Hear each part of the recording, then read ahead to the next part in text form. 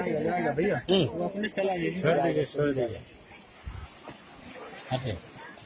बहुत दूर तक फैला के लीजिए।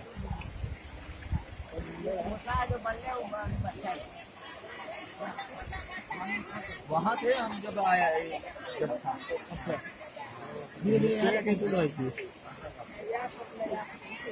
यह है बिहार के सीतामढ़ी जिले के परिहार प्रखंड अंतर्गत ग्राम पंचायत परसा मुसन्निया पथ पर चक्रवर्ती आंधी और बारिश के चलते यहाँ की मरहा नदी का पानी पूरे गांव में जो घुस गया है,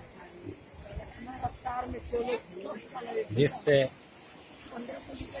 यहाँ आम जनों में यहाँ सड़कें टूट गई हैं।